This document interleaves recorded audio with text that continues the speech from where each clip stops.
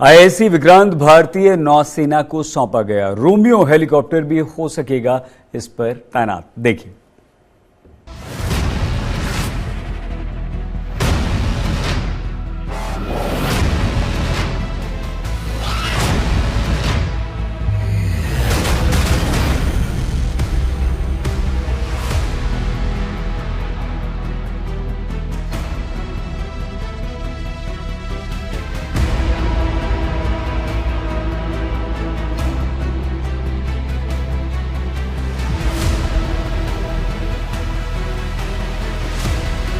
आ रहा है हिंदुस्तान का नया प्रहरी।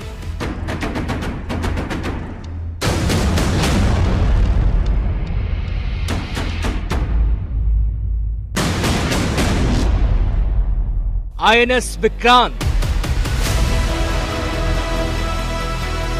पहले से कहीं ज्यादा विशालकाय,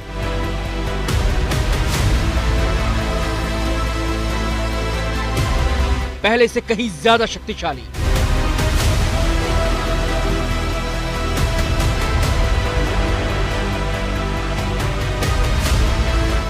कहीं ज्यादा ताकतवर।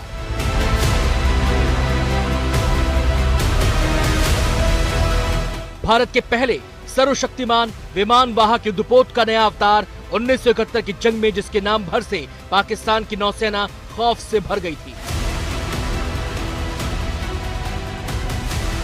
1997 में रिटायरमेंट से पहले लगातार 36 सालों तक दुश्मनों के लिए खौफ का दूसरा नाम रहा INS Vikrant.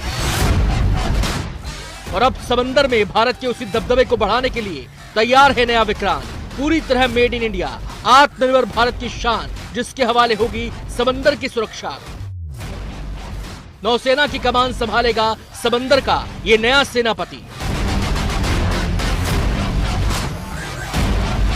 Cochin shipyard limited ने गुरुवार को विक्रांत को नौसेना को सौंप दिया।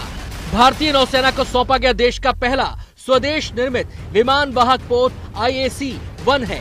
15 अगस्त को नौसेना ने आधिकारिक रूप से शामिल होने के साथ ही नौसेना की कमान संभाल लेगा।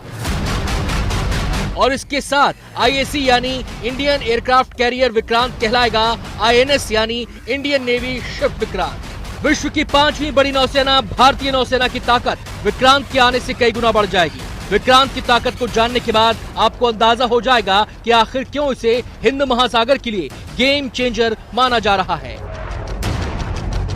जाहिर है एक साथ इतने फाइटर एयरक्राफ्ट की तैनाती के लिए विक्रांत महाविशाल होगा।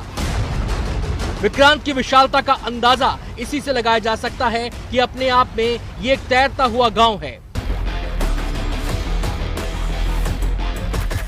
विक्रांत 52 किलोमीटर प्रति घंटा की रफ्तार से समुद्र की लहरों को चीरकर एक बार में 15,000 किलोमीटर की यात्रा कर सकता है। यानी ये हिंद महासागर में चीन के दबदबे को चुनौती देने में सक्षम है। आईएनएस विक्रांत की नौसेना में तैनाती ऐसे वक्त होने जा रही है जब भारत और चीन कई मोर्चों पर विवाद से जूझ रहे हैं। हिंद महासागर में चीन का बढ़ता प्रभाव भारत ही नहीं बल्कि पूरी दुनिया के लिए चुनौती बनकर उभरा है।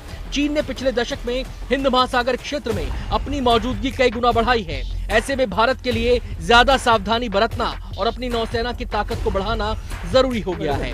इसी को देखते हुए भारत ने कई साल पहले विक्रांत के आइडिया पर काम करना शुरू कर दिया था।